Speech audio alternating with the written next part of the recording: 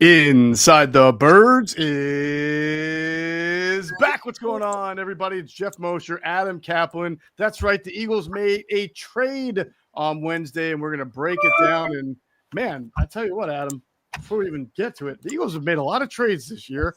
Not one single one has been a blockbuster, but they have made a bunch of trades going back to the offseason. Obviously, this one, they acquire cornerback from the Jets, Michael Carter. It's not a corner. It's a nickel, according to VicFangio.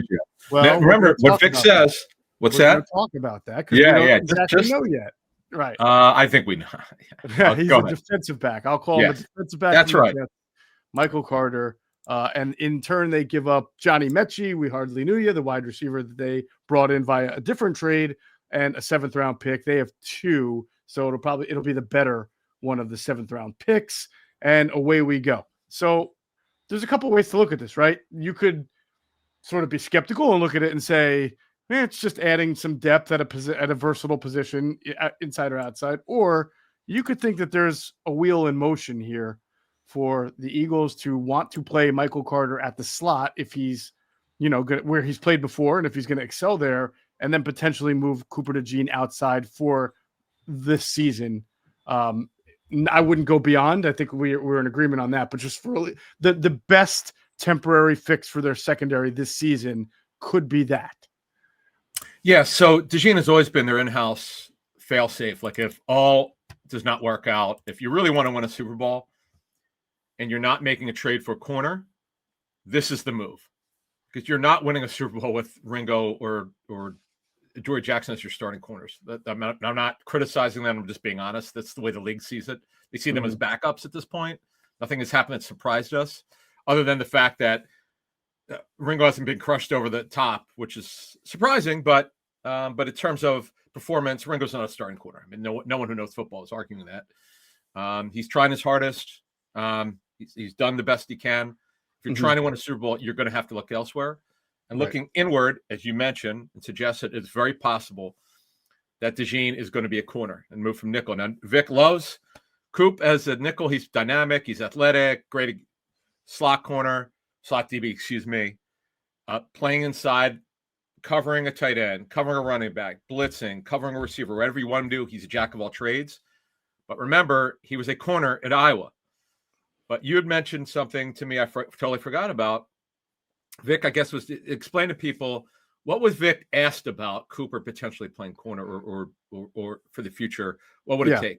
He was just recently asked it. I mean, he'd been asked it before and has said the same thing, but he was recently asked about it. And first thing he said, he was asked about Cooper in the slot. Obviously, everybody's asking him these questions because the trade deadline is near, and this is the last time you're going to get to talk to him.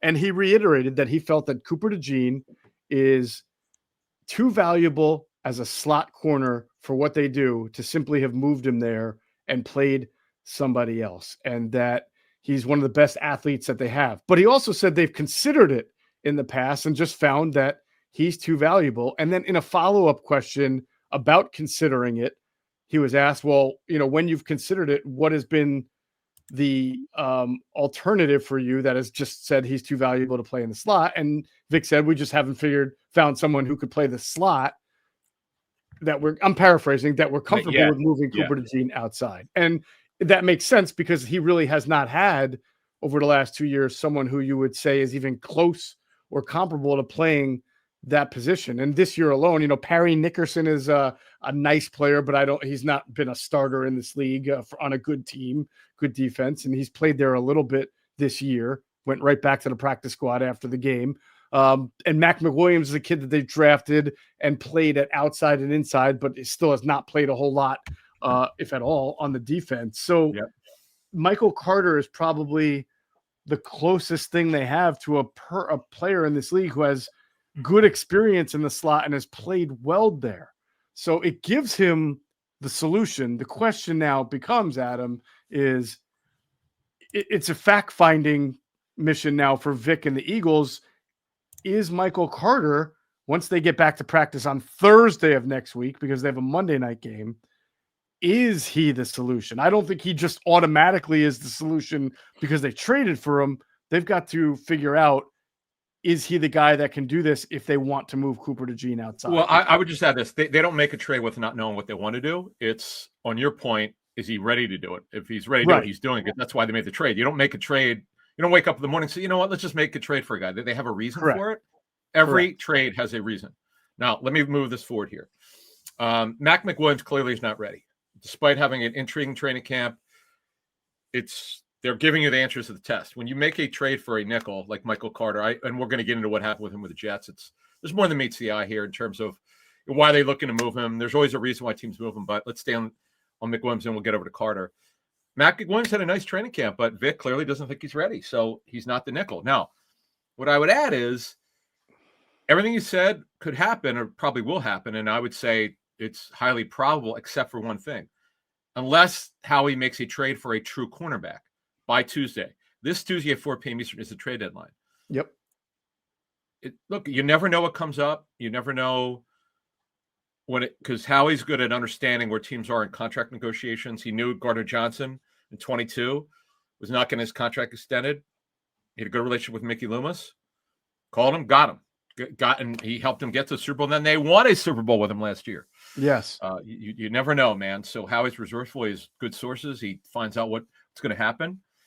And he checks to see where. That's how he got A.J. Brown. He knew that there might be a possibility. John Robinson, the GM, told him first, no, we're working on an extension, but it broke down. And Howie got his man. So you never know. He could still get a true corner. But if he doesn't get a corner, let's extrapolate kind of what we see, what we hear, what we know. You could definitely see going forward, if they think Carter's ready. In fact, this is why they did it. You would think, realistically, Carter will be their nickel at some point.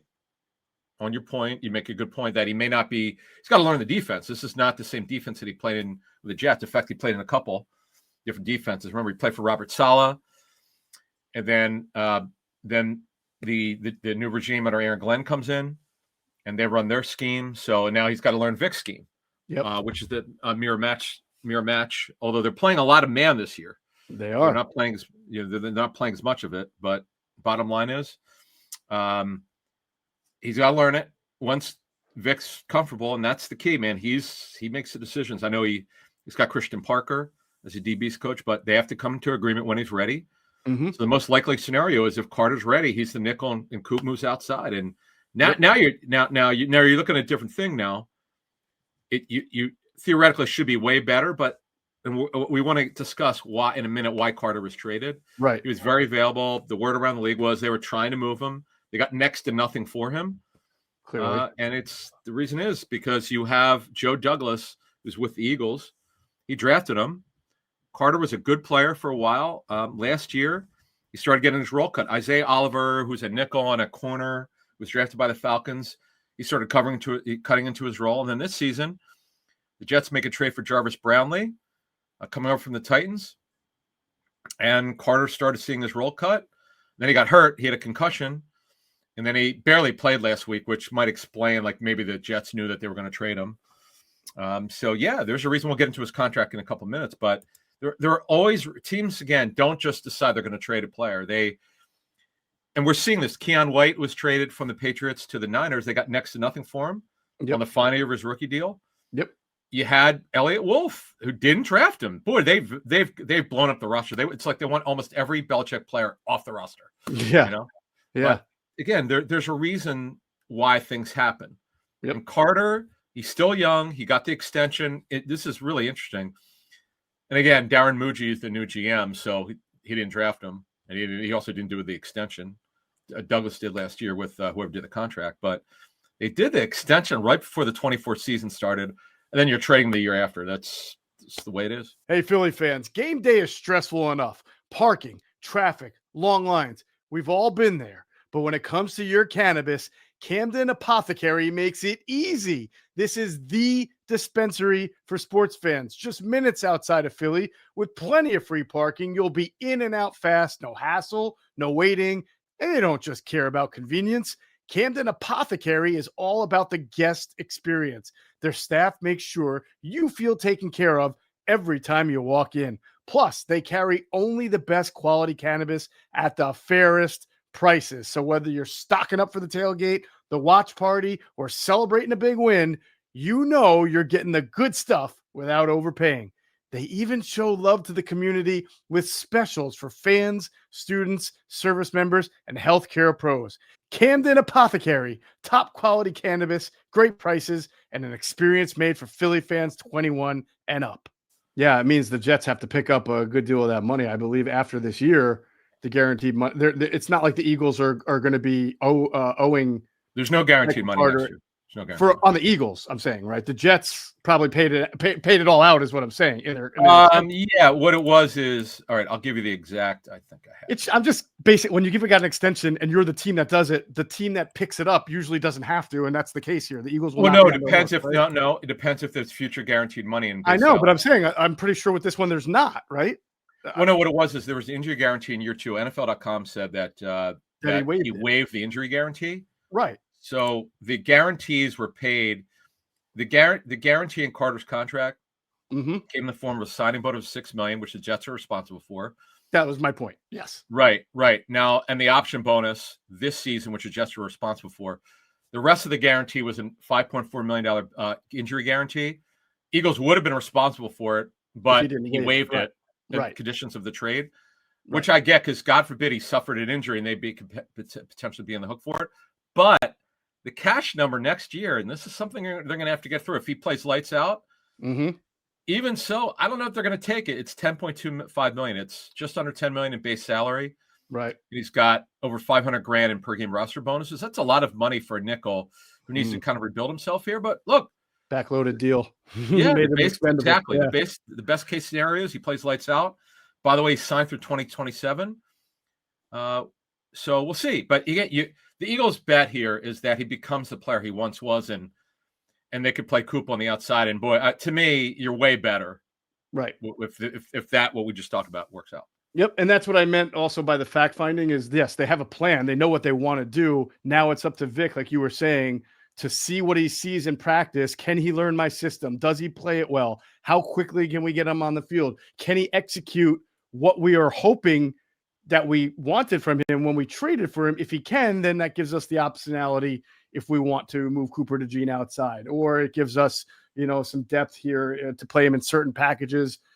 The plan is in their heads. Now they have to see if it's executable based on Carter adapting to the defense, staying healthy, and carrying out the assignments the way he's supposed to. And if that happens, it'll be very interesting. I think it also gives them, Adam, the flexibility to be matchup specific against an opponent. They may think a certain opponent, maybe let's say an opponent that runs the ball a lot, they may like Cooper DeJean at the slot and live with someone outside, but against a team that maybe has two very good outside perimeter receivers, say the Lions or anybody else coming up on the schedule, they may say, this is the opportunity for us to play Carter in the slot and play DeJean outside. In other words, it doesn't have to be an all or nothing thing. It could be matchup specific because we've already seen Vic do that with Cooper DeJean himself. Sometimes he plays outside and base. Then he plays slot and nickel. So it just gives him another, chess piece type of way to go about scheming up his defense that overall makes you better. It'll be interesting, again, to see if there's a corresponding move at cornerback after this, because now you kind of have a glut of nickels/corners on your 53.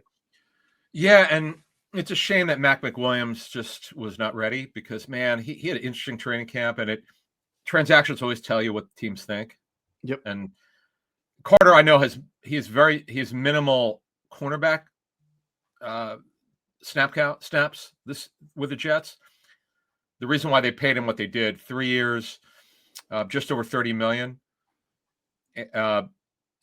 And the guarantee the first 2 years was very simple. He was one of the better nickels in the NFL, and he kind of got usurped somewhat last year, and it was happening again. And a new GM comes in. You see this all around the NFL. It's not like the new GMs think, okay, well, we don't want this player. He was drafted by somebody else. They see the guy play and they go, then they say, you know what? We didn't draft him. He's not playing well. Let's get him out of here. Mm-hmm. They got nothing for him. And there's the good thing is, though, if he plays well, the cool thing is you've got him through 27. You work with the agent next year. You already worked with him to drop the injury guarantee next year. and then you talk to him, you figure out how much you want to pay him. That's a good thing to happen. I mean, you'd rather have the guy sign through next season, knowing that he can't be a free agent if he plays well, rather than he plays lights out and you're, oh geez, we don't have him for next year. Now we're going to pay him again if you want him back. You know what I'm saying? Right. So Jacorian Bennett, that becomes interesting, his role, right? Because he has to be active onto the 53, right? He still was not active for that game against the Giants. So he was still in the 21-day window, if I'm not mistaken. He has not been put on the 53. By the way, just a small correction. Perry Nickerson was on the 53. He was cut and then signed to the Eagles practice squad. Correct. My fault. That's right. Yeah. Cut and then right. Yeah. So he's back on the practice squad. So but they still got a logjam there.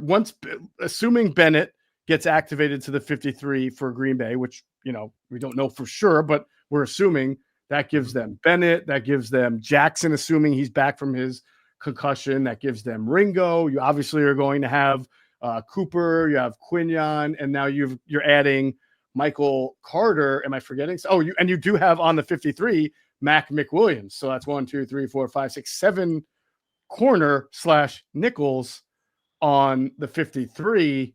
And if you're not playing all 7, if you're not playing all 6, that becomes a little dicey. Somebody's job security is suddenly looking a little shaky. Possibly, You would have to think that somebody is Adoree Jackson, I would think. Well, he's come back because Ringo's a special teamer, right? Yep. Mac McWilliams is a rookie. I don't think they're going to cut him. And Jacorian Bennett is coming back, and you would think that they want to take a look at him. Well, they do. Look, they made it again. They made a trade for him. Now he just had the worst luck. He had both shoulders repaired, right, when he was with the Raiders, and then he has pectoral injury. But here's the problem, though. Let me bring this up, because this is the way teams think. So this has been drilled into me for years. I'm just going to mention this. What if Quinyon Mitchell gets hurt, right? Because you're talking about cutting Adoree Jackson. Where are they going here? DeJean outside. Okay, which we thought to throw anyway, right? Isn't that sort of the benefit of adding someone with inside out versatility with Michael Carter? Because Adoree does not have inside out versatility. He played a little bit of nickel, but not once. I think Vic was even asked about this in training camp, if they considered playing him in nickel, and he poo-pooed it. So but what I'm saying is, if you cut Adoree Jackson, right? Let's look forward here, and Mitchell can play. So you've got obviously Coop on the outside. You really don't want Ringo out there. You can do it for a short period of time. Let's say it's 4 weeks, right? Let's say it's a 4-week injury. You got a problem, because you don't have. Who else are you going to go to? You're back to Ringo again. I suppose so. It's tough. Like that's 2 what ifs. It's like, what if 2 guys aren't ready to play? Again, I think you bring in Michael Carter because he has inside outside versatility. But I get it. Could you waive Mac McWilliams and think you can bring him back? No. He's a nickel, but who they cross-train in training camp on the outside. And Michael Carter's got minimal outside. He's got minimal outside reps in the NFL. Right. Well, do you roll the dice then with just 7 cornerbacks and try to make I'm trying to think who on the 53 when you say right 7, now. Who are the 7 corners? Who are the 7 true corners? We're not talking nickel. No, I'm talking corners and nickels, because you don't have 7 of either position. I'm just talking about your defensive backs that aren't safeties. If you cut Jackson, you've got Coop could play both, but we'll add him to the corner list. You got Mitchell or 2, Ringo's 3. Mac McWilliams is really not. They don't see him currently as a cornerback. So you would have Coop, Mitchell, Ringo, and Bennett as your outside 4 outside corners. As your cornerbacks. And Bennett, it's not. You're right. They absolutely need to take a look at him, but they want to take a look at him earlier. They got hurt. There's no question this team can make another Super Bowl run. This is a wide open year. You talk to teams, everybody sees an opportunity because the league is down in terms of overall performance. There are no dominant teams. Why the hell can't the Eagles make another run? But if you want to, you got to be at your best. Okay, but then Carter would give them 5 though. Then Carter, because he can play outside, would be the 5th. But he's really not. You're talking about a 4th or 5th corner. You're not getting all right, then who are you cutting? I guess from another position. I hear you, but I would keep, if you and I are running the show, I'd keep Adoree Jackson for now. I wouldn't cut him. Okay, He's fine. experienced. I'm saying put the GM hat on, keep Adoree Jackson. Who goes? Somebody from a different position? You could. Well, here's AJ Remember, you got Dillon to doesn't open have up a role two anymore. spots. You got to open up a spot for Carter, and you got to open up a spot for Bennett. They have one open now, though, don't they? Because they cut Nickerson. Oh, because of Mechie being traded. You're right. So Mechie being traded opens up a spot for Carter. So like that negates it. You're right. So then you just have to open up a spot for Bennett. Well, Nickerson was cut. He's on the practice squad. Yeah, but Brandon Graham's going to come back. Okay, we'll swap BG, right? We'll swap BG for him. Good call. Right. Well, here's the thing. Nolan Smith is going to come back soon. Well, AJ Dillon, it's hard to imagine he wouldn't be asked to go to the like, hey, would you be willing if we're going to release you? Agree with you. You could do that. And that's the way I would approach it. Because if you look at, on your point, cuttable players, they're not cutting Darius Cooper. No, he's got a future with the team. Remember, Dotson's up after the season. Right. Patrick Johnson has done a nice job. You're not cutting done Patrick a fine Johnson. job. They're not cutting Smile Mon, and he supported special teams. He was a draftee.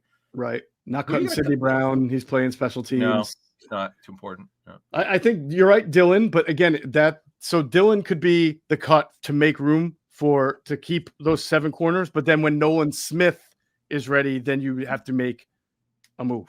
And by the way, you're not cutting Brett Toth after he came out of the blue. No. Unbelievable game. Like, folks, Geoff and I haven't done our show. We did it with Greg Cosell, but I'm still in kind of awe. I popped it. I watched the tape after what I'd heard, and then we did the show with Greg. I'm okay. I got to watch this. I don't know what to say other than you could say, where the hell's this been? But the players. When Andrew and I did the show with Will Shipley for WBCB at the Chicken Pizza at Roosevelt Boulevard, where Andrew and I will be this Tuesday, by the way, again. Will was very direct. He said, listen, this guy is super smart. He wasn't taking the team. Oh, you know how teams players. Yeah. Oh, this guy's smart. He was explaining why, and it resonated with me after watching this because we talked about it with Greg. His athleticism, knowing where to go, knowing how to do it. I just can't explain what the hell. He was so bad before that game. I don't know what to tell you. I don't. But he was so good as a center of all places. Crazy. You can't cut him. No, things you couldn't predict. Yeah, no, you couldn't. You can't do that. Exactly. Drew Kennel, no, because he's a draftee. No, probably not Matt Pryor. You're still going to want some depth on the O-line. It's tough. It's a tough call. Well, you can do the roster tango. You could approach the agent. Say, hey, here's where we're at. Would he be willing to, if we release him, would he be willing to go to the practice squad? I mean, you could do that. That's a good point.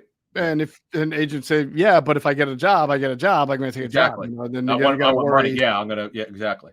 Right. And then to your point, what if you get an injury at right guard? You may not be comfortable. You're not going to be comfortable playing Toth there, even if Dickerson's back or Jurgens is back. They pretty much only play Toth at center and left guard. And I just don't know what they would do in that regard. I would agree with you. So lots of machinations here. Yeah. But by the way, somebody can get hurt between now and then anyway. And we have to see if Nolan Smith is going to come back by the Packers game. So there's a whole lot that's going to go into this as well. Yeah, that's pretty much it. But it's fascinating. It wasn't the corner I was thinking of. I'm sorry. A DB. Okay. Carter's a DB. Sorry, Vic. I love the way he explains because, man, did he brush back when people called whoever it was last year, Vontae Maddox, a corner. He goes, no, he's a nickel. Yeah. Or whoever it was he was talking about him. And he's no. He's a nickel. And he explained it. Yeah. What's that? There's no corner to play when you're inside. No. And he explained edges linebackers are inside players. They're true linebackers where other teams call OLB, like Vic calls them OLBs. Well, the OLBs are edge rushers. It's so old school. I love it. Now he's calling them nickel edges. Now it's nickel edge. Well, that was fascinating. Yeah. What's that? That's a specific stand-up edge in a 4-3 front. Well, and he's a run defender though. The way he explained it, he's not there. He's not there to rush the passer. It's really interesting. Right. He's a base edge. Campbell. What's that? He's a base edge, not a nickel edge. Correct. And are we going to see Jihad rush the passer, like truly line up as an edge rusher on the ball and rush. I don't know. I don't think so now. Not with Graham and Nolan Smith probably ready to come back. Probably don't exactly. Yeah. Now that's if BG, who did say no expectations because he put that out for a reason. You got to see he's got to practice, and everybody's got to see how he feels and looks. You don't know. And then they both had They both had triceps issues, right? If I'm not mistaken. Yes, both had triceps issues. Yeah, so they both had setbacks. Hey, I still like a good night out, but I'm not always in the mood to drink, and that's why I looked for a great alternative, and I found one. It's called Soul's Out of Office Gummies. You get the same light, happy buzz, but you don't have the hangover. There's no sugar, and you don't get that awkward feeling the next morning. They help me unwind and ease into my evening without the alcohol or the next day fog. Soul is a wellness brand that believes feeling good should be fun and easy. Soul specializes in delicious hemp-derived THC and CBD products designed to boost your mood and help you unwind. Their best-selling out-of-office gummies were designed to provide a mild, relaxing buzz, boost your mood, and enhance your creativity and relaxation. With 5 different strengths, you can tailor the dose to fit your vibe. From a gentle 1.5 milligram microdose to their newest 15 milligram gummy for a more elevated experience. They've also got a variety of products specifically designed to help you get a better night's rest, including Soul's top selling sleep gummy, a fan favorite for deep restorative sleep. So bring on the good vibes and treat yourself to Soul today. Right now, Soul is offering our audience 30% off your entire order. So go to getsoul.com and use the code BIRDS, BIRDS. That's getsoul.com, promo code BIRDS for 30% off. So let's cap this with Michael Carter, getting back to him. Give some optionality. I think the idea, if anybody thinks that this means permanent, like Cooper DeJean will move outside permanently for the rest of this year and then beyond, pump the brakes on that, because Carter may only be here for like you summed it perfectly. You're trying to win a Super Bowl. You're trying to give yourself the best personnel possible. His contract is aligned so that next year he may not be with the team and it wouldn't cost the Eagles anything. So, and we know Vic's not talking out of both sides of his mouth. He really does love Cooper DeJean as his nickel. And by this time next year, they may draft a corner in the first round, an outside corner, first round, second round, and decide that that's going to be their guy opposite Mitchell. And Cooper DeJean goes back to playing slot full time. This is about the here, the now. And you made a great point. It doesn't mean they can't go out and get another outside player on the trade market.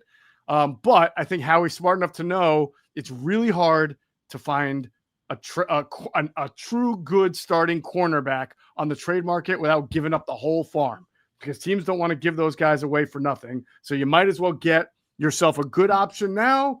And then if another one materializes, that's great. If not, we have a better situation than we did before going into the trade deadline. Yeah, and listen, Carter was one of the better nickels, not just young nickels, one of the best nickels in the NFL for a bit. And then last year it started getting his roll cut, and this year same thing happened, and the Jets made it clear to everybody they were moving him.